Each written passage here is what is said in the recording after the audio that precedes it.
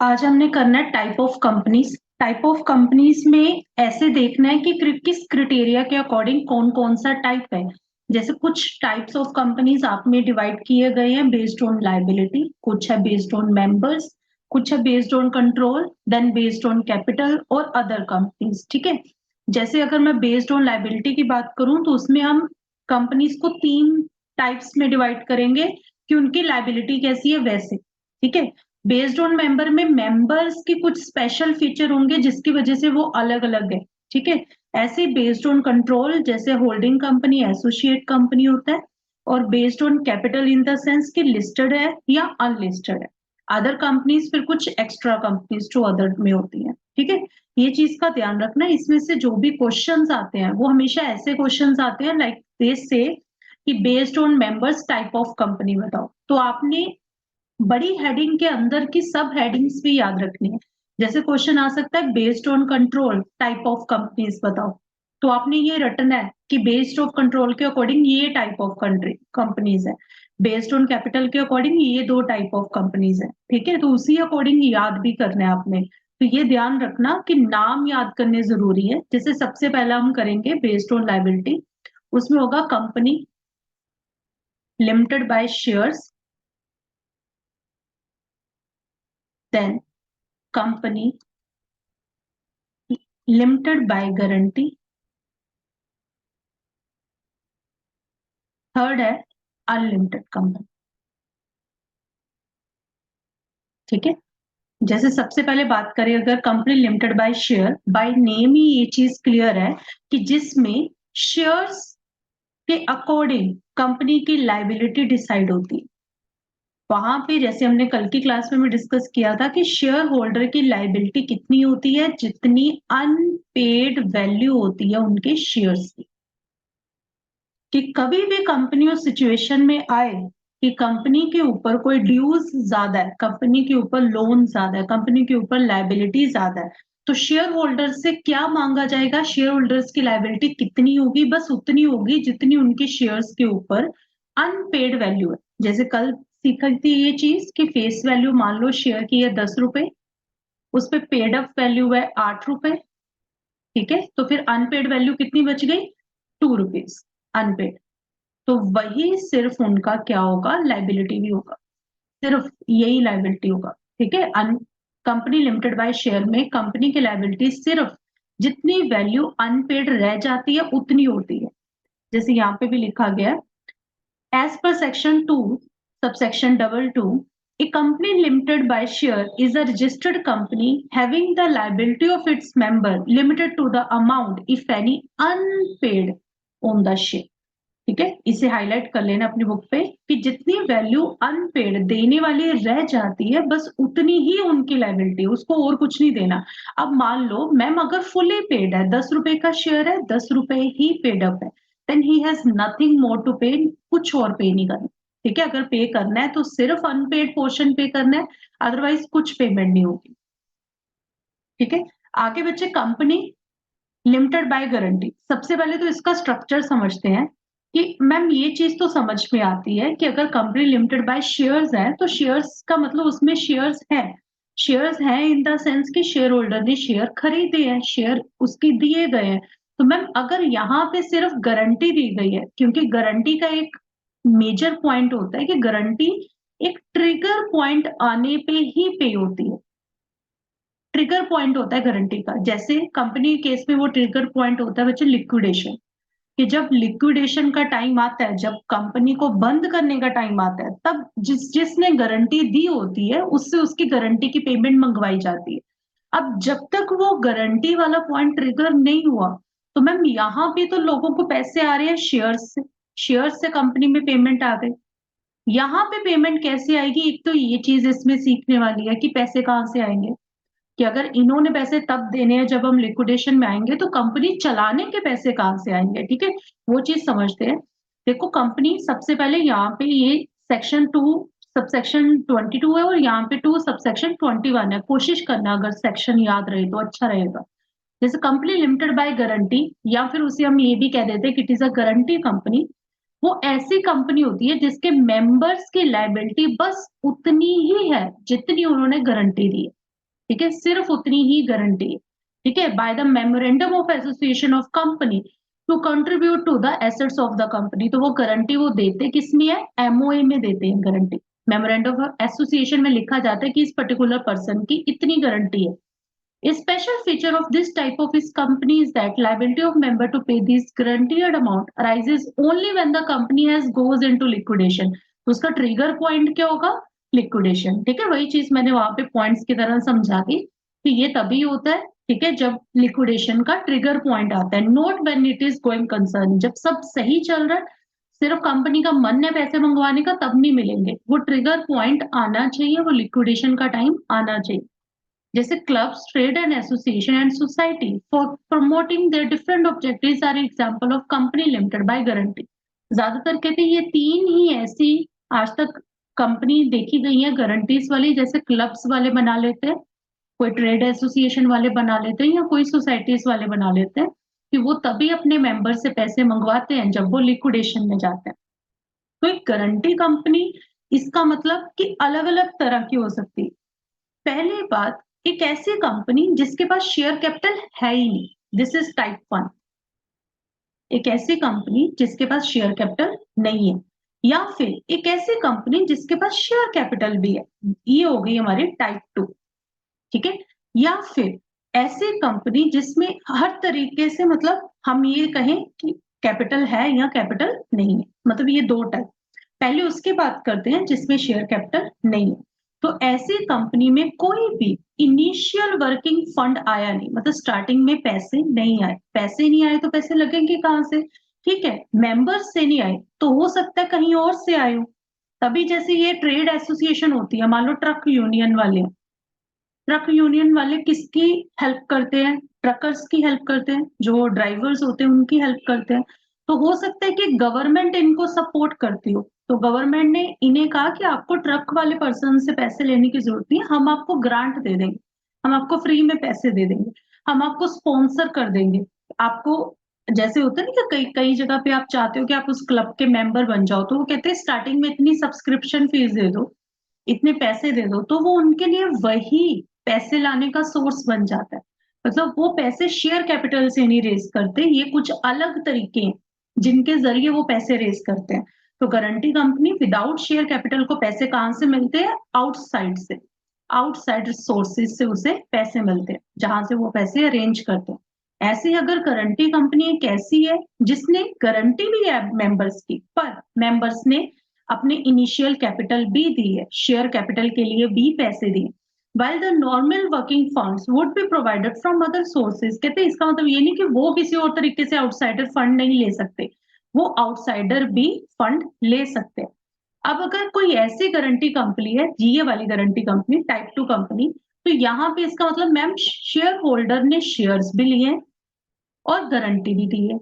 अब शेयर्स के बारे में अभी हमने ऊपर एक पॉइंट पढ़ा कि कंपनी लिमिटेड बाय शेयर, उसमें शेयर पे लाइबिलिटी होती है अनपेड पोर्शन की, गारंटी में लाइबिलिटी होती है उतनी अमाउंट की जितने की गारंटी दी है। तो एक लाइबिलिटी हो गई बच्चे, ये एक लाइबिलिटी हो गई ये। तो इसका मतलब अगर ऐसी गारंटी वाली कंपनी है जिसमें शेयर होल्डर्स ने शेयर्स भी लिए हैं, शेयर्स भी खरीदे हैं, तो उनकी दो तरह की लाइबिलिटी होगी। तो इसलिए इसे बोलते हैं two fold liability. To pay the amount which remains unpaid on their share, जितना पैसा ये अनपेड रह जाएगा, जैसे वो ₹2 हमारी एग्जांपल के अकॉर्डिंग, वो when ever called upon two पे।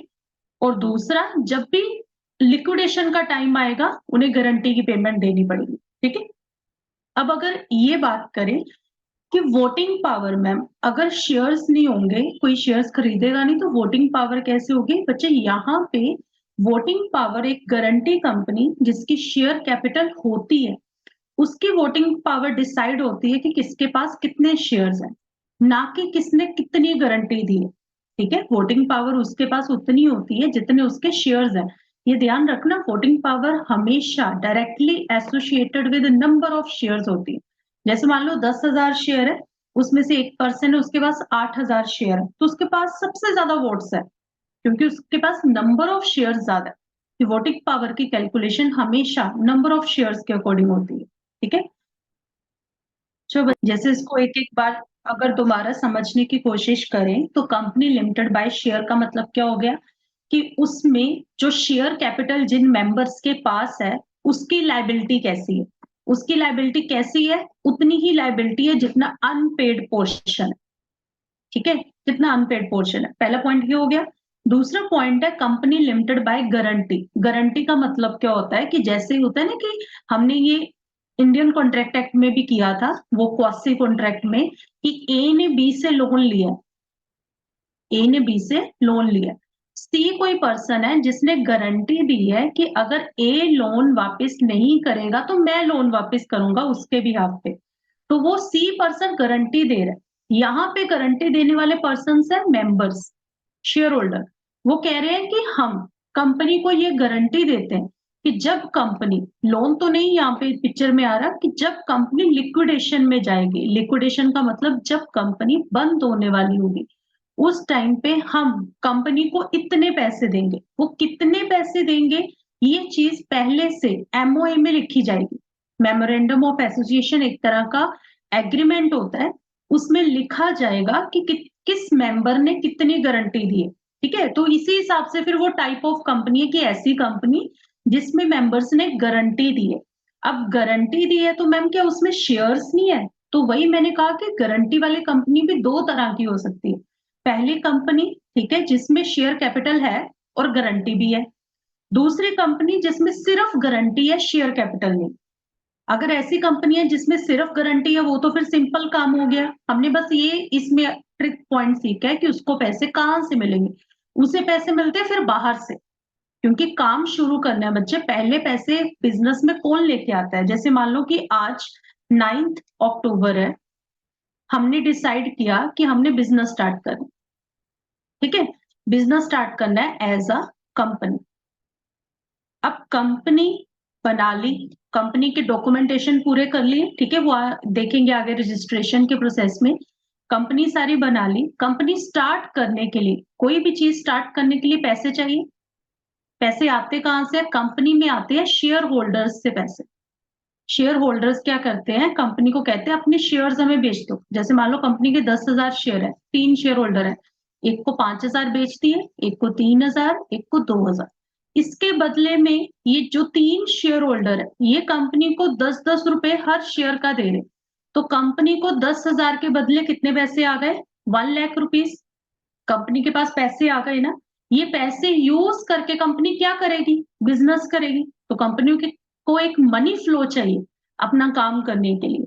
वही अगर हम बात करें कि वो गारंटी वाली कंपनी, अगर वो गारंटी वाली कंपनी है तो इसका मतलब ये है ही नहीं पिक्चर में, अगर उसमें शेयर कैपिटल नहीं है, नो शेयर कैपिटल।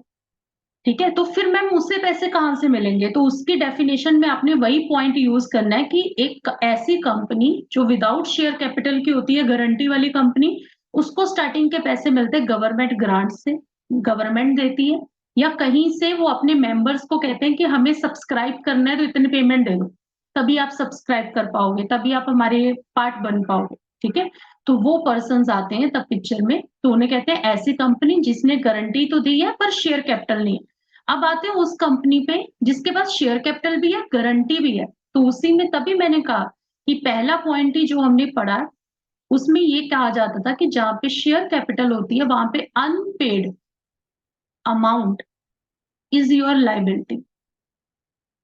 अगर वो आपकी लाइबिलिटी है, ऊपर से गारंटी भी दी हुई है, तो आपको कितनी लाइबिलिटी आपके सर पे है? पहली लाइबिलिटी वो जो आपने अपने शेयर कैपिटल पे पैसे नहीं दिए।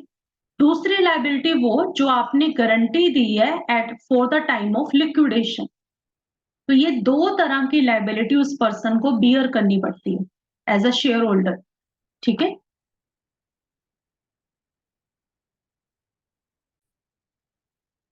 अभी बच्चे जो थर्ड टाइप ऑफ कंपनी है, third type of company is very simple, उसका नाम ही क्या है? Unlimited company. जैसे हमने पार्टनरशिप में सीखा था कि पार्टनर्स की लाइबिलिटी होती है जी अनलिमिटेड, पार्टनर्स की पर्सनल लाइबिलिटी होती है। ये पर्सनल वर्ड का मतलब क्या था कि जब भी सिचुएशन आएगी तब पार्टनर्स को अपने पर्सनल एसेट्स तक बेच के पेमेंट देनी पड़ेगी।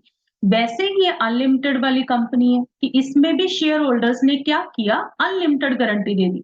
तो इसकी डेफिनेशन दी गई है सेक्शन 2 सबसेक्शन 92 में कि unlimited company is a company not having any limit on liability of its member फंस गए हैं, जैसे पार्टनर्स फंस जाते हैं ना कि जब आया टाइम लायबिलिटी का तो उनको बियर करनी ही पड़ेगी। Thus, the maximum liability of a member of such company could extend to their entire personal property. ये पॉइंट याद रखना कि जैसे हम पार्टनरशिप में सीखते हैं कि पार्टनर्स की पर्सनल लायबिलिटी बन जाती है, वैसे ही अनलिमिटेड कंपनी में सारे शेयर होल्डर्स की पर्सनल लायबिलिटी बन जाती है कि कंपनी के जो भी लोन होंगे, कंपनी की जो भी ड्यूटीज ऑब्लिगेशंस होंगी, उसमें वो सब अपनी पूरी पर्सनल प्रॉपर्टी बेच के भी हिस्सेदारी डालें। अब the member of unlimited company are not liable directly to the creditor of the company. This point is very tricky.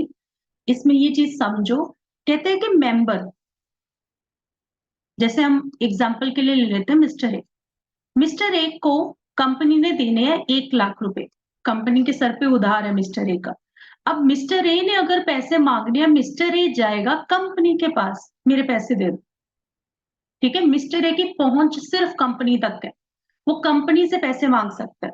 अब कंपनी मांगेगी अपने मेंबर्स से पैसे, जैसे ये चीज हम पार्टनरशिप में सीखते थे कि जो भी आउटसाइडर है जिसे अपनी लायबिलिटी पूरी करवानी है, वो आके पैसे पार्टनर से भी मांग सकता है, उनके नाम पे भी केस कर सकता है या फिर पार्टनरशिप फॉर्म पे भी केस कर सकता है, पर वो चीज कंपनी पे लागू नहीं होती। वो कहते हैं कि मिस्टर ए को केस करना कंपनी पे ही पड़ेगा। कंपनी आगे देखेगी कि उसके मेंबर से उसने कितने पैसे लेने, मतलब मेंबर्स ने सीधा इसको पैसे नहीं देने, मेंबर्स ने कंपनी को पैसे देने, कंपनी मिस्टर ए को पैसे देगी। But the liability of member is only towards the company so long as it is going concern। इसका मतलब ये बनता है बच्चे कि अगर कंपनी के पास अभी भी खुद के पास पैसे पड़े हैं, कंपनी अभी भी चल रही है, तो कंपनी अपने चलते काम में से पैसे देगी। जब भी कंपनी फंस गई, कंपनी लिक्विडेशन में फंस गई, कंपनी चल नहीं रही है, तभी मेंबर अपने पर्सनल एसेट बेचेंगे, अदरवाइज मेंबर्स को देने की जरूरत नहीं है। मतलब the liability of member is only towards the company so long as it is going concern. तो दो केस है इसमें, पहला केस ये है कंपनी गोइंग कंसर्न है, दूसरा केस है कंपनी लिक्विडेशन में, कंपनी का दिवालिया निकलने वाला है, कंपनी बंद होने वाली। अगर कंपनी गोइंग कंसर्न है तो मेंबर्स को कुछ नहीं देना, कंपनी की ही लायबिलिटी है, कंपनी ही सब कुछ झेलेगी।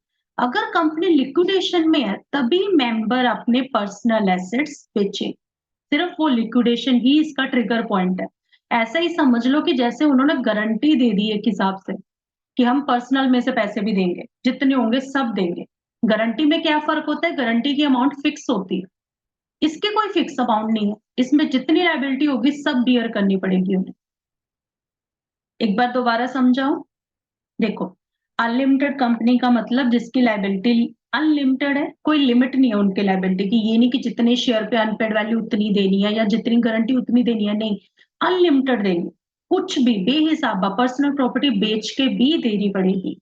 अभी एक इसमें ट्रिक पॉइंट ये है कि क्रेडिटर कभी भी आके मेंबर से पैसे नहीं मांग सकता, मेंबर पे केस नहीं कर सकता। वो जो अगर मेंबर है उसकी लायबिलिटी सिर्फ कंपनी की तरफ बनती है। अगर कंपनी गोइंग कंसर्न है, ठीक है, तभी तब कंपनी ही अपने सारे लोन्स बियर करेगी। अगर कंपनी वाउंड अप की सिचुएशन में जा रही है तो सिर्फ लिक्विडेटर ऐसा बंदा है जो मेंबर से पैसे मंगवा सकता है लिक्विडेशन के टाइम पे कि अपने पर्सनल एसेट्स बेच के इतने इतने पैसे लेके आओ, क्योंकि वो कंपनी अनलिमिटेड टाइप की है।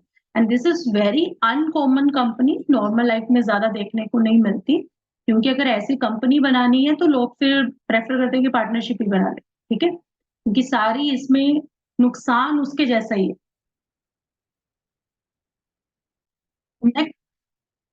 नेक्स्ट क्लासिफिकेशन है on the based of members, कि नंबर ऑफ मेंबर्स कितने, on the based of members. ये ध्यान रखना, क्वेश्चन आएगा हमेशा क्लासिफिकेशन की हेडिंग के हिसाब से। कई बार शॉर्ट शॉर्ट क्वेश्चंस भी आ जाते हैं, वो सिर्फ लिख देगा प्राइवेट कंपनी एक्सप्लेन करो, ओपीसी 1% कंपनी एक्सप्लेन करो। इसके बच्चे आगे टाइप है, एक तो है प्राइवेट कंपनीज, जिसका नाम आपने काफी बार सुना भी होगा, प्राइवेट लिमिटेड वर्ड यूज होता है। ऐसे ही पब्लिक कंपनीज, देन आता है बच्चे स्मॉल कंपनीज, देन आता है आपका ओपीसी, 1% कंपनी। ठीक है, ये 4 टाइप है। इन चारों को अब एक एक करके समझते हैं। सबसे पहले पढ़ते हैं प्राइवेट कंपनी। प्राइवेट कंपनी क्या होता है? सबसे पहले ये समझो कि यहाँ पे भी कुछ हद तक कंपनी का टाइप में लाइबिलिटी भी आएगी, मतलब यहाँ पे लाइबिलिटी की बात भी होगी। तो प्राइवेट कंपनी, यहाँ पे मेंबर्स कैसे हैं, इसलिए उसे प्राइवेट कंपनी कहा जा रहा है। तो ऑब्वियसली प्राइवेट किस चीज को कहा जाता है? जहां पे जो भी लोग आपके आसपास है आप उन्हें जानते हो, यू नो दैट, वो कोई अनजान पर्सन नहीं है, आपसे पूछ के आया, तभी हम कहते हैं ना प्राइवेट है ये चीज। जैसे कोई पब्लिक होती है चीज तो वहां कोई भी एंटर हो सकता है, जैसे पब्लिक पार्क्स होती हैं तो वहां कोई भी जा सकता है घूमने के लिए, पर किसी की प्राइवेट घर की पार्क है तो क्या वहां पे कोई आ पाएगा? तो वही इसका नेचर भी है प्राइवेट कंपनी का, कि प्राइवेट कंपनी में कौन शेयर होल्डर है, ये उस कंपनी के इंसान ही डिसाइड करेंगे कि कौन शेयर होल्डर होगा, कौन आने वाले टाइम में भी शेयर होल्डर बनेगा। ठीक है, तो उसे कहते हैं कि प्राइवेट कंपनी एक तरह की क्लोजली हेल्ड कंपनी होती है, लोग एक दूसरे को जानते हैं। तो उसमें शेयर ट्रांसफर पे बहुत बड़ी रिस्ट्रिक्शन होती है कि जब भी शेयर ट्रांसफर करने हैं तो उसके ऊपर रिस्ट्रिक्शंस लग जाती हैं कि आप कर सकते हो या नहीं कर सकते हो। एक जैसे restricts the right of transfer in share, कि ऐसी कंपनी में, प्राइवेट कंपनी में, उसके आर्टिकल ऑफ एसोसिएशन में वो ये लिख सकते हैं कि ये कोई भी पर्सन, हमारे जो शेयर होल्डर हैं, वो बिना पूछे या फिर ये कह सकते हैं कि शेयर ट्रांसफर नहीं कर सकते। इसके अलावा उसमें मैक्सिमम कितने लोग होंगे उसकी भी एक लिमिट है। मैक्सिमम लिमिट क्या है? 200 की, ज्यादा से ज्यादा 200 लोग हो सकते हैं। ठीक है, पर 1% कंपनी भी एक तरह की प्राइवेट कंपनी होती है, उसमें एक ही इंसान होता है, उसमें दो हो ही नहीं सकते, एक ही होता है। ठीक है, इसलिए ये वर्ड यूज किया गया, accept in case of 1% company. Otherwise यहाँ पे मेंबर्स का नेचर बता रहे हैं कि उसके मेंबर्स के लिए हम उसे इस डेफिनेशन, इस क्लासिफिकेशन के अंदर क्यों रख रहे हैं, कि उसके मेंबर्स का शेयर ट्रांसफर करने का राइट नॉर्मल है, नहीं कर सकते, रिस्ट्रिक्शन है उस पर। उसके अलावा नंबर ऑफ मेंबर्स पे भी रिस्ट्रिक्शन है कि 200 से ज्यादा नहीं हो सकते। इसके अलावा ये भी बोला गया कि 2 या 2 से ज्यादा मेंबर होने चाहिए, मतलब सिंगल मेंबर प्राइवेट कंपनी नहीं बना सकता। अगर एक पर्सन प्राइवेट कंपनी बनाना चाहता है तो वो ओपीसी बनाएगा, प्राइवेट लिमिटेड नहीं बना सकता। मिनिमम मिनिमम 2 पर्सन चाहिए ही चाहिए, मतलब मिनिमम 2, मैक्सिमम 200। ठीक है, hold one or more shares in company jointly, they shall be treated as single member। पर कहते हैं इसका मतलब ये नहीं कि एक ही शेयर को दो लोगों ने मिलके खरीदा हुआ है तब उन्हें सिंगल ही माना जाएगा। जैसे मान लो कंपनी के 100 शेयर है, ठीक है, 100 शेयर में से 99 शेयर मिस्टर ए के पास है और 1 शेयर है वो मिस्टर बी एंड मिस्टर सी के पास है। तो कोई बोलेगा मैम 3 शेयर होल्डर है, नहीं, क्योंकि ये एक शेयर दो लोगों के पास है, इसे काउंट एक ही किया जाएगा। This is one only, this is one only, कि दोनों के एक ही शेयर। ठीक है, तो इसलिए ये अभी भी 2 ही पर्सन है। ठीक है, तो कहते हैं कि जिनके पास ज्वाइंटली, जिन्होंने होल्ड किया होता है ना, काउंटिंग करते वक्त उनको एक ही मानना कि ये एक ही है person. However, following shall not be included in the number of members। किन persons को number of members में नहीं जोड़ा जाता? बच्चों बहुत ध्यान से सुनो, न्यूमेरिकल क्वेश्चन आता है नंबर ऑफ मेंबर्स की काउंटिंग पे। जैसे ऐसे क्वेश्चन आता है कि वो कहते हैं कि 200 से ज्यादा काउंट होने वाला है, तो कैसे हम देखें कि ये अब प्राइवेट कंपनी हो सकती है या नहीं हो सकती? क्योंकि प्राइवेट कंपनी पे लग गई लिमिट कि मैक्सिमम से मैक्सिमम 200 बंदे होने चाहिए। अब गलती से 201 बंदा हो गया तो उसने ये रेगुलेशन तोड़ दी, फिर वो प्राइवेट कंपनी नहीं रहेगी। तो इसलिए इसकी ना न्यूमेरिकल की कैलकुलेशन आती है नंबर ऑफ पर्संस पे, जो हम जब क्वेश्चन बैंक करेंगे तब मैं समझा दूंगी कि उसे कैसे कैलकुलेट करना है। अभी उसका क्राइटेरिया समझो, मोटा मोटा ये याद रखना है, मिनिमम 2 पर्सन, मैक्सिमम 200। इसके अलावा मेंबर में किसे कैलकुलेट नहीं करेंगे, मतलब 200 काउंट करते वक्त किसको कंसिडर नहीं करना? पहला वो बंदा जो आपके पास काम करता है, इन एम्प्लॉयमेंट, आपका एम्प्लॉई है, एम्प्लॉइज को काउंट नहीं करना, एम्प्लॉइज बीच में नहीं आएंगे। Person who have been formally in employment of the company were member of the company while in that employment and have continued to be member after the employment ceased। कहते हैं ऐसे बंदे को भी मत रखो उनका कैलकुलेशन में, वो पर्सन जो किसी भी तरीके से पहले आपका एम्प्लॉय था और अब वो रिटायर हो गया या उसने अपनी एम्प्लॉयमेंट खत्म कर दी है, पर अभी भी आपका मेंबर है, उसको भी काउंट नहीं करना। मतलब वो पर्सन जो कभी हमारा एम्प्लॉय रह चुका है या आज के टाइम पे हमारा एम्प्लॉय है, दोनों को हम काउंटिंग में नहीं लेंगे। डन बच्चे, ये दो लोग हमने एक्सक्लूड करने हैं। पहला पर्सन वो जो एम्प्लॉयमेंट में है करंटली, दूसरा पर्सन वो पहले एम्प्लॉयमेंट में था अब मेंबर है, दोनों को काउंट नहीं करना काउंटिंग करते वक्त। इसके अलावा इसमें ये रिस्ट्रिक्शन लगाई जाती है कि आपकी कंपनी कोई बाहर का बंदा आके शेयर नहीं खरीद सकता, सब्सक्राइब नहीं कर सकता। ठीक है, कभी भी अगर आपने किसी और पर्सन को लेके आना है अपनी कंपनी में, तो डायरेक्टर्स और शेयर होल्डर की कंसेंट से वो पर्सन आएगा। इसीलिए इस कंपनी में नाम यूज होता है प्राइवेट लिमिटेड। कैसे यूज होता है? एज अ सफिक्स पीछे लगता है प्राइवेट लिमिटेड। कुछ लोग इसे ऐसे भी लिखते हैं, कुछ लोग इसे पूरा भी लिखते हैं, दोनों तरह से लिखा जा सकता है। ठीक है, बस आपने इसमें याद रखना है minimum number of member 2, maximum number of member 200। कौन सा बंदा मेंबर्स में काउंट नहीं होगा? जो हमारा एम्प्लॉई है या पहले कभी हमारा एम्प्लॉई रह चुका है। पब्लिक कंपनी की डेफिनेशन दी हुई है हमें सेक्शन 2 सबसेक्शन 71 में। पब्लिक कंपनी ऐसी कंपनी है, बहुत ही सिंपल सी बात, जो प्राइवेट नहीं है। ठीक है, जो प्राइवेट नहीं है वो पब्लिक है। ठीक है, तो 7 या 7 से ज्यादा मिनिमम पर्सन चाहिए होते हैं पब्लिक बनाने के लिए। तो ज्यादा पर्सन क्यों चाहिए? प्राइवेट में तो 2 ही बोले थे बच्चे। पब्लिक कंपनी होती है एक तरह की बिगर साइड कंपनी, उसमें रिस्पॉन्सिबिलिटी ज्यादा है, उसमें पब्लिकली शेयर बिकेंगे। जैसे रिलायंस के शेयर आप खरीद सकते हो जाके, आपको किसी को जाके पूछने की जरूरत नहीं है कि मैं आपके शेयर खरीदूं या ना खरीदूं, बस अपने डीमैट अकाउंट में जाओ, वहां से आप परचेज कर सकते हो। Public can invest in those share.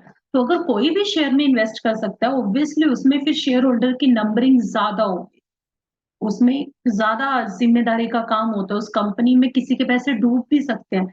इसलिए गवर्नमेंट ने रूल लगाया हुआ है कि ऐसी कंपनी में 7 या 7 से ज्यादा मेंबर होने चाहिए। Member in the sense share holder होने चाहिए 7 या 7 से ज्यादा। अगर कोई ऐसी प्राइवेट कंपनी भी है जो पब्लिक कंपनी की सब्सिडरी है, जैसे मान लो रिलायंस के पास एक मेन कंपनी है जो पब्लिक कंपनी है, रिलायंस ने एक छोटी सी कंपनी और खोली हुई है जो प्राइवेट कंपनी, और पब्लिक कंपनी के पास इस प्राइवेट कंपनी के 50% से ज्यादा शेयर है, तभी वो उसकी सब्सिडरी बनेगी कि 50% से ज्यादा शेयर पब्लिक कंपनी के पास है। तो ऐसी प्राइवेट कंपनी, ठीक है, जो पब्लिक कंपनी की सब्सिडरी है, उसे भी पब्लिक कंपनी समझा जाता है। ठीक है, even where such subsidiary company continues to be a private company, कहते चाहे उसके ऊपर वो प्राइवेट ही रहना चाहती है, तब भी हम इस एक्ट के अंदर उसे पब्लिक कंपनी समझते हैं, क्योंकि पब्लिक कंपनी ही उसकी ओनर। तो ऐसी प्राइवेट कंपनी जिसकी होल्डिंग कंपनी एक पब्लिक कंपनी है, तो उसे भी हम पब्लिक कंपनी कहते हैं। ठीक है, तो उसे भी ये चीज फॉलो करनी पड़ेगी, 7 मिनिमम मेंबर चाहिए। ठीक है, इसके अलावा अगर हम कहें कि public company should have at least 3 directors. ठीक है, यहाँ पे बच्चे प्राइवेट कंपनी में भी एटलीस्ट मिनिमम मेंबर भी 2 चाहिए होते हैं, डायरेक्टर्स भी 2 चाहिए। ठीक है, ऐसे ही जो पब्लिक कंपनी होती है उसमें मिनिमम मेंबर चाहिए होते हैं 7, और मिनिमम डायरेक्टर्स चाहिए होते हैं 3। ठीक है, ये लिमिट भी याद रखनी है। इसका मैं यहाँ पे एक चार्ट बना देती हूँ। एक चार्ट बना लो, जहां पे भी आपको बुक में एक जगह मिलती है, यहाँ पे हम हेडिंग बना रहे हैं। सबसे पहले बात करते हैं नंबर ऑफ डायरेक्टर्स की। मिनिमम की बात कर, इसमें प्राइवेट में चाहिए बच्चे 2, पब्लिक में चाहिए 3। फिर आते हैं नंबर ऑफ शेयर होल्डर्स पे, कि मेंबर्स कितने चाहिए। पब्लिक प्राइवेट में चाहिए 2 और पब्लिक में चाहिए 7। ठीक है, मैक्सिमम की बात करें, maximum number of share holders कितने हो सकते हैं।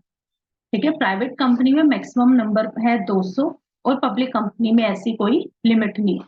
और ओपीसी में ये सब 111, और स्मॉल कंपनी हमेशा प्राइवेट की तरह ही होती, हमेशा प्राइवेट की तरह ही होती। ठीक है, तो ये नंबर ऑफ मेंबर्स भी आपने याद रखना है कि इसमें कितना कितना है, जल्दी से नोट कर लो कि इसे याद भी करना है। बिल्कुल टिप्स पे याद होना चाहिए, मिनिमम और मैक्सिमम मेंबर्स कितने होने चाहिए। आगे बच्चे 1 पर्सन कंपनी, थोड़ा अलग कंसेप्ट है, बड़े ध्यान से सुनना। ठीक है, section 2 subsection 62 of the companies act बताता है कि 1 पर्सन कंपनी ऐसी कंपनी है जिसमें सिर्फ एक मेंबर होता है, only 1 person as a member, सिर्फ एक, तभी नाम भी वैसे 1 पर्सन। और ये क्या है, एक तरह की प्राइवेट कंपनी। अगर इसके फीचर्स पे जाएं तो प्राइवेट कंपनी है, रिक्वायरमेंट पे जाए तो नहीं, जैसे प्राइवेट में 2 चाहिए, ये तो एक पे भी बन रहा है, ठीक है। सो 1 पर्सन कंपनी को अगर देखें तो उसे शॉर्टकट में ओपीसी भी बोलते हैं, ठीक है।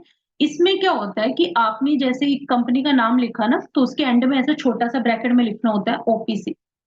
इंडिया में क्या है, अगर आप एक प्राइवेट कंपनी बनना चाहते हो तो इंडिया में रेगुलेशन है कि 2 शेयर होल्डर होने चाहिए। 2 शेयर होल्डर का मतलब 2 दिमाग, 2 दिमाग का मतलब 2 लोग डिसीजन में पार्टिसिपेट करेंगे। अब मान लो आपका फिर भी मन है कंपनी बनाने का, but you don't want to share that decision making power with anyone else, you want कि आप खुद ही डिसीजन लो, आप ही इकलौते मालिक होने चाहिए। तो वहां पे गवर्नमेंट ने एक option they the, still you can be a company, बस आपका नाम हम 1 पर्सन कंपनी रखेंगे, और आपके लिए थोड़ी लीगल रिक्वायरमेंट अलग है कि आपको कुछ अलग चीजें फॉलो करनी पड़ती हैं। तो इससे क्या होता है कि एक सेकंड शेयर होल्डर की जरूरत नहीं रहती, वो खुद ही सब कुछ बन जाता है। तो इसीलिए उसे 1 पर्सन कंपनी कहा जाता है कि एक ही पर्सन का ही कंपनी चला रहा है। तो इसमें बच्चे कुछ इंपॉर्टेंट पॉइंट है, जैसे पहला पॉइंट ये तो मेंशन करने की जरूरत भी नहीं है, एक ही मेंबर होता है, ओनली 1 मेंबर। दूसरा पॉइंट, इसमें कोई लिमिट नहीं है।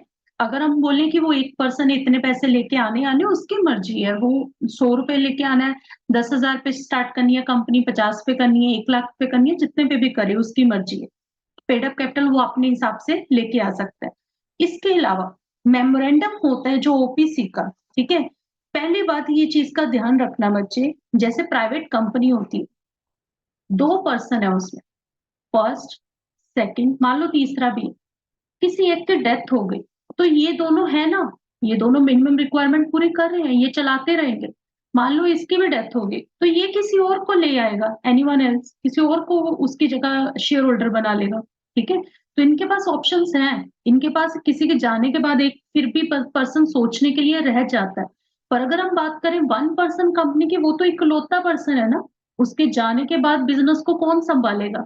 तो इसलिए इसमें एक रूल है कि आपको अपना एक नॉमिनी बताना पड़ेगा जी, कौन होगा।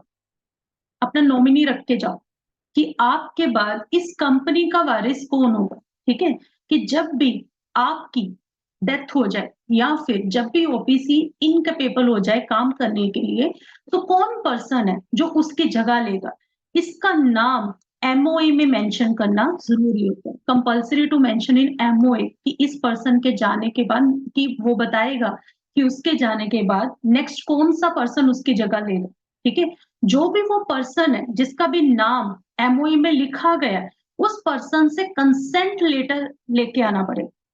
आप किसी को जिम्मेदारी देके जा रहे हो अपनी कंपनी की, तो इसका मतलब ये नहीं सिर्फ एसेट देके जा रहे हो, लाइबिलिटी भी तो देके जा रहे हो ना। तो लाइबिलिटी का मतलब हो गया कि पैसे देने पड़ेंगे उस पर्सन को, उसकी जिम्मेदारी बन जाएगी। तो उसका नाम लिखने से पहले, उसको अपना वारिस बनाने से पहले उससे कंसेंट लेटर लेके, जब हम एप्लीकेशन फॉर्म भरते हैं कि हमने ओपीसी बनानी है, रजिस्ट्रार के पास जाती है एप्लीकेशन, उसी वक्त रजिस्ट्रार बिना किसी नॉमिनी के कंसेंट लेटर पे आपकी ओपीसी बनाएगा ही नहीं। तो it is compulsory document at the time of taking registration. तो जब भी आपने रजिस्ट्रेशन लेने जाना होता है रजिस्ट्रार के पास, उस इनकॉर्पोरेशन के टाइम पे वो कहता है पहले बताओ नॉमिनी कौन है, फिर ही आपको रजिस्टर करूंगा, ठीक है। उसने बता दिया नॉमिनी कौन है, फिर वो कहेगा नॉमिनी से पूछा था, उसका कंसेंट लेटर बताओ मुझे। जब वो कहेगा कंसेंट लेटर भी है, तब जाके रजिस्ट्रार कहेगा ओके आपकी 1 पर्सन कंपनी बना देते। अब ये चीज का ध्यान रखना कि कई बार होता है उस पर्सन ने उस टाइम पे सोच के कंसेंट दे दी, थोड़ी देर बाद उसे ये पता चल रहा है कि मैं जिस कंपनी में नॉमिनी बनने को तैयार हो गया हूँ वो कंपनी कोई इलीगल काम कर रही है, तो बंदा डर जाता है, वो सोचता है कि मैं क्यों इसमें कंटिन्यू करूं। तो उसका जब मन हो वो अपना वो कंसेंट विड्रॉ कर सकता है। कौन? वो नॉमिनी, सच अदर पर्सन। वो जो नॉमिनी है वो जब चाहे अपना कंसेंट विड्रॉ भी कर सकता है। कहाँ जाएगा बोलने कि मैंने कंसेंट विड्रॉ करनी है? रजिस्ट्रार के पास जाएगा। अब जो भी मेंबर होता है ओपीसी का, at any time change the name of such other person. अब ये उल्टा भी हो सकता है कि ओपीसी ने किसी, उस ओपीसी का जो एक सिंगल मेंबर था, जो ओनर था, उसने जिसको अपना नॉमिनी बनाया, he want to change that name, तो वो भी कर सकता है। जैसे उस अदर पर्सन को विड्रॉ करने का राइट है, ऐसे ही जो एक्चुअल ओपीसी का मालिक है वो भी विड्रॉ कर सकता है कि मैं इस पर्सन को अपना नॉमिनी अब नहीं बनाना चाहता, तो उसे भी क्या करना है, उसे भी ये चीज जाके रजिस्ट्रार को बताना। मतलब दोनों ने अपनी, उसने अपनी कंसेंट विड्रॉ करनी हो नॉमिनी ने, या फिर ओपीसी के मेंबर ने अपने उस पर्सन से अपना नाम हटाना हो, उस पर्सन का नाम अपनी एमओए में से हटाना हो, तो वो भी रजिस्ट्रार के पास ही जाएगा। ठीक है। इसके बाद बच्चे, any such change in the name of person shall not to be deemed to open alteration of the memorandum. कहते हैं इसका मतलब ये नहीं है कि मेमोरेंडम चेंज हो गया, बस उस बंदे का नाम चेंज हो गया, मेमोरेंडम वैसे का वैसा ही रहता है। इसके अलावा बच्चे एक चीज का ध्यान रखना, क्योंकि एक ही पर्सन है तो वो चाहते हैं वो आर्टिफिशियल ना हो, कि वो एक इंसान होना चाहिए, नेचुरल पर्सन होना चाहिए, कि ओपीसी का जो ओनर है वो एक नेचुरल पर्सन ही हो सकता है, वो भी कैसा, जो इंडियन सिटीजन हो। अभी ये कंपनी के बारे में हमने लास्ट लेक्चर में देखा था कि सिटीजन वर्ड नहीं यूज होता कंपनी के लिए, हमेशा रेजिडेंटशिप देखी जाती। पर अब ये तो इंसान है जीता जागता, तो इसकी सिटीजनशिप भी देखी जाएगी, ये भी देखा जाएगा ये इंडिया का रेजिडेंट है या नहीं। और रेजिडेंट की कैलकुलेशन में कितने दिन कंसिडर किए जाएंगे, 182 डेज, कि 182 दिन से ज्यादा रहा हो तभी हम उसे इंडिया का रेजिडेंट कहेंगे पिछले साल में। किसमें, कैलेंडर ईयर में। इस चीज को हाईलाइट कर लेना, क्योंकि हमारे दिमाग में ना अकाउंटिंग ईयर छप जाता है, कैलेंडर ईयर नहीं याद रहता, तो इसलिए कैलेंडर ईयर अच्छे से याद कर लेना कि ये डिसाइड करने के लिए कि ये बंदा रेजिडेंट है या नहीं, हम देखेंगे जनवरी टू दिसंबर, पिछले साल की जनवरी टू दिसंबर में वो 182 डेज से ज्यादा इंडिया में रहा था या नहीं। अगर कम रहा था फिर वो रेजिडेंट नहीं है इंडिया का, वो ओपीसी नहीं खोल पाएगा। नहीं बच्चे, वो एलएलपी में है, लिमिटेड लाइबिलिटी पार्टनरशिप में। ठीक है। आगे बच्चे, shall be eligible to incorporate a OPC, तभी वो एलिजिबल हो पाएगा, अदरवाइज रजिस्ट्रार उससे साइड से रिजेक्ट कर देगा कि आप तो रेजिडेंट ही नहीं हो। तभी इवन नॉमिनी पे भी ये रूल लागू होता है कि जिसे आपने ये नॉमिनी भी बनाना है ना, जिससे कंसेंट लेटर लेके उसको नॉमिनी बनाना है, same rule apply to that person also, वो भी इंडिया का सिटीजन और रेजिडेंट होना चाहिए। तो no person shall be eligible to incorporate more than one OPC. जो इंपॉर्टेंट पॉइंट है ना बच्चे, हाईलाइट करते जाना, बहुत इंपॉर्टेंट है ओपीसी वाला क्वेश्चन, कि एक से ज्यादा ओपीसी नहीं खोल सकता एक इंसान, उसकी एक ही ओपीसी हो सकती। अब बोलो मैम, एक से ज्यादा ओपीसी में नॉमिनी बन सकता है, नहीं बन सकता। नॉमिनी भी एक ही ओपीसी में बनेगा, ओनर भी एक ही ओपीसी में बनेगा। ठीक है, मतलब जो नॉमिनी भी होना चाहिए ना, दो पर्सन है, मिस्टर ए वो ओनर है, मेंबर है, मिस्टर बी वो नॉमिनी है। मतलब मिस्टर ए भी अगर मेंबर होगा तो एक ही ओपीसी का होगा और किसी ओपीसी का मेंबर नहीं बन सकता। मिस्टर बी अगर नॉमिनी होगा वो भी एक ही ओपीसी में नॉमिनी होगा, वो किसी और ओपीसी में नॉमिनी नहीं बन सकता, इसी ओपीसी में ही वो नॉमिनी बनेगा। अगर उसे किसी और में बनना है तो यहां से अपनी नॉमिनी के जो हक है उसे विड्रॉ करना पड़ेगा, तभी वो किसी और में नॉमिनी बन पाएगा। तो नॉमिनी भी एक ही कंपनी में बन सकता है और जो एक मेंबर है वो भी एक ही कंपनी में बन सकता है। इसके अलावा कोई भी माइनर अलाउड नहीं, नो माइनर, कोई भी माइनर ना तो मेंबर बन सकता है ना नॉमिनी बन सकता है, दोनों में से ही कोई नहीं हो सकता। ठीक है, चलो आगे। Such company can not be incorporated और converted into a company under section 8 come of this act. बच्चे देखो, सेक्शन 8 एक स्पेशल तरह की कंपनीज होती हैं, बेचारा काइंड ऑफ जैसे फ्री नॉट फॉर प्रॉफिट वाली कुछ कंपनी होती है, वो आगे जाके आपकी डेफिनेशन भी है आपके सिलेबस में, आगे करते हैं। फिलहाल जस्ट ये समझ लो कि ये वाली कंपनी ओपीसी कल को मन बदल गया तो किसी और कंपनी में कन्वर्ट नहीं हो सकती। ये नहीं कह सकती अब मैं प्राइवेट बनना चाहती हूँ, मैं पब्लिक बनना चाहती हूँ, नहीं बन पाएंगे। ठीक है, though it may be converted to private और पब्लिक इन सर्टेन केसेस के, तो बस कुछ हालातों में रजिस्ट्रार से पूछ के ही ये कन्वर्ट हो सकता है। इसके अलावा जो ओपीसी है, एक बहुत अहम काम है जो वो नहीं कर सकता। कौन सा काम है, एनबीएफसी का काम नहीं कर सकता, क्योंकि NBFC is a very huge type of काम माना जाता है कि किसी ने किसी को लोन देने हैं, किसी ने किसी को पैसे उधार देने हैं, ऐसा काम करते हैं। तो वो एक इंसान के अंदर वो जिम्मेदारी गवर्नमेंट नहीं चाहती कि उसके ऊपर हो, वो चाहती है कि ऐसी कंपनी ही ये काम करे जिसमें ज्यादा लोग हो, एक पर्सन हो ज्यादा लोग हो।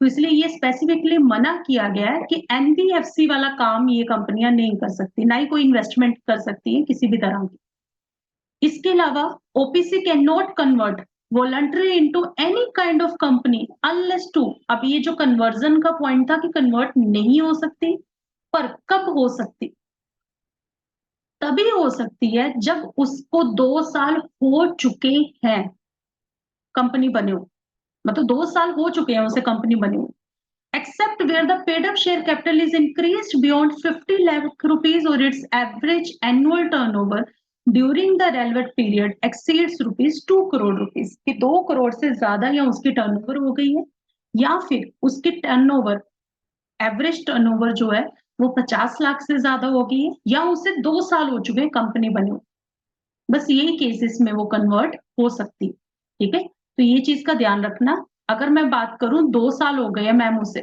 फिर उसके टर्नओवर या कुछ देखने की जरूरत नहीं। अगर 2 साल नहीं हुए, अभी सिर्फ 1 साल ही हुआ है, तो वो साल वाला क्राइटेरिया तो पूरा नहीं करती कन्वर्जन का, कन्वर्ट नहीं हो सकती है। बट फिर भी अगर वो होना चाहे 2 साल से पहले, तो उसे ये साबित करना पड़ेगा कि उसके टर्नओवर 50 लाख से ज्यादा है।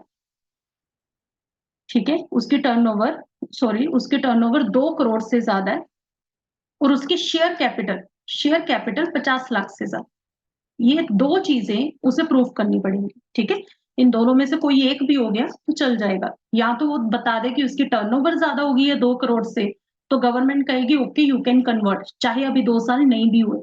अगर वो ये साबित कर दे कि उसकी शेयर कैपिटल 50 लाख से ज्यादा है, तब भी वो गवर्नमेंट कहती है ओके यू कैन कन्वर्ट। पर अगर 2 साल एक्सपायर नहीं हुए और ये दोनों भी मीट नहीं हुए हैं पॉइंट्स, तो वो कन्वर्ट नहीं हो पाएगी। इसके बाद बच्चे, इफ वन पर्सन कंपनी और any officer of such company contravenes the provision, अब ये सोचने की बात है कि हमने ये स्टार्टिंग में कहा था कि वो एक लीगल एंटिटी तो है, बट उसे जेल नहीं हो सकती, पनिशमेंट नहीं हो सकती। पर ये तो मैम वन पर्सन कंपनी है, यहाँ में तो एक ही इंसान है, तो उसको क्या जेल हो सकती है? कि थोड़ा देखने में ऐसा लग रहा है वो नॉर्मल पर्सन जैसा ही है। हाँ बच्चे, उसे जेल हो सकती है। ठीक है, जो with fine which may extend to 10,000 with a further fine which may extend to 1,000 rupees for every day after the first during which such contravention continue, कहते हैं जब भी वो किसी रूल को तोड़ता है तो उसे 10,000 का फाइन लगता है। ठीक है, फिर भी अगर वो रूल तोड़ता जाता है तो जितने दिन तोड़ता जाएगा ना, हर दिन का 1000 और ऐड होता जाएगा उस 10,000 में। नॉर्मली 10,000, 5 दिन मान लो, और वो वही गलत काम कर रहा है, तो 5 दिन के 1000 रुपए और ऐड हो जाएंगे, कितना हो जाएगा? 15,000। इतना फाइन उसे हमेशा लगता है जब वो क्या करता है, कोई भी एक्ट का प्रोविजन तोड़ता है। ठीक है, मैं एक बार आपको टाइम दे रही हूँ। इसको जैसे प्राइवेट कंपनी को अगर इनकॉर्पोरेशन लेनी है तो उसमें 2 पर्सन चाहिए, पर ओपीसी में 1 पर्सन चाहिए। वही अगर नंबर ऑफ मेंबर्स की बात करें तो यहाँ पे 2 और ओपीसी में 1। अगर मैं यहीं पे पब्लिक कंपनी का भी लिखूं तो पब्लिक कंपनी में क्या चाहिए? 7 मेंबर्स चाहिए। डायरेक्टर्स की बात करें तो 3 चाहिए। ठीक है, अभी अगला टाइप ऑफ कंपनी है बच्चे स्मॉल कंपनी। डेफिनेशन दी गई है सेक्शन 2 सब सेक्शन 85 में। स्मॉल कंपनी एक ऐसी कंपनी है other than a public company, other than a public company. अगर पब्लिक कंपनी के अलावा कोई और कंपनी है जिसकी paid up share capital which does not exceed 50 lakh rupees और सच हायर अमाउंट एस में be prescribed which can not be more than 5 crore के, तो सरकार चाहे तो इस 50 लाख को जितना चाहे बढ़ा सकती है, पर 5 करोड़ से ज्यादा नहीं। अगर उसकी paid up share capital 50 lakh से ऊपर नहीं गई है तभी उसे नाम दिया जा रहा है स्मॉल। किसी को छोटा कब कहोगे? जब उसकी कोई क्राइटेरिया कम है थोड़ा।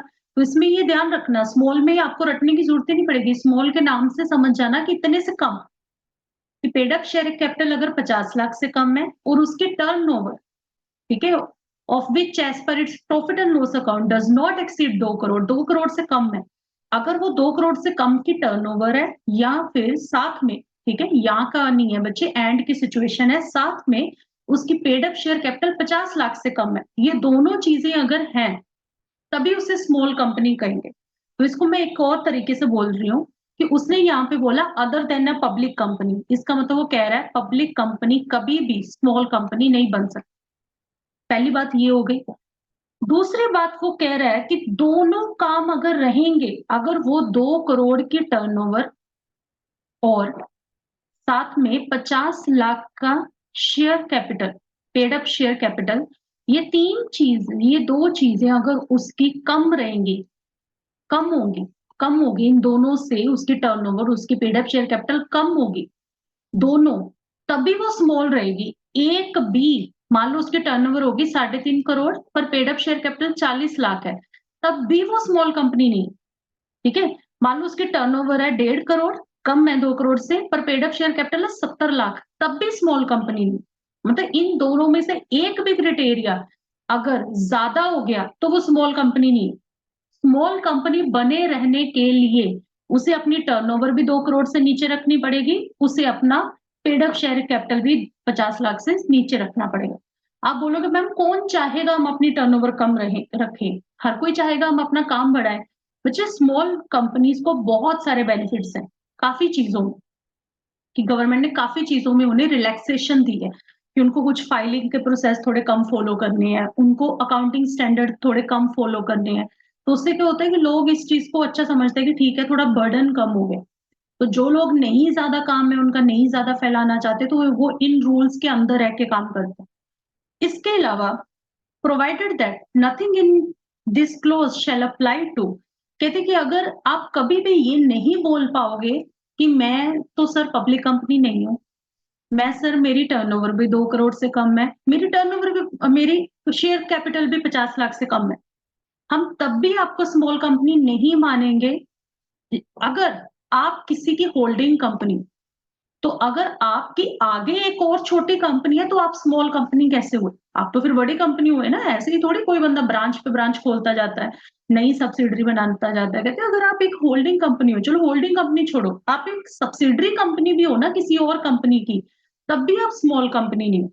मतलब एक इकलौती कंपनी ही स्मॉल कंपनी कहला सकती है, जो किसी की सब्सिडरी या उसकी कोई सब्सिडरी हो, उसको हम स्मॉल कंपनी नहीं कहते।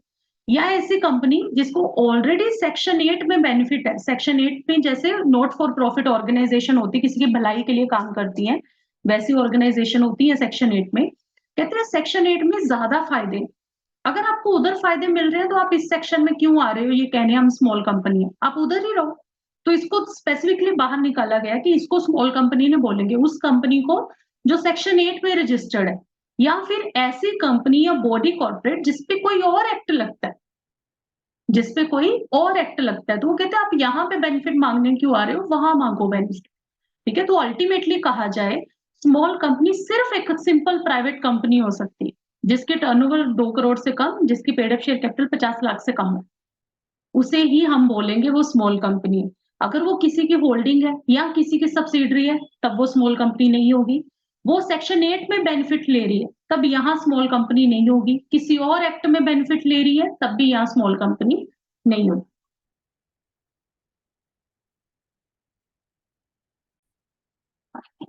बाकी हम अब अगले सेशन में करेंगे, ठीक है। चलो।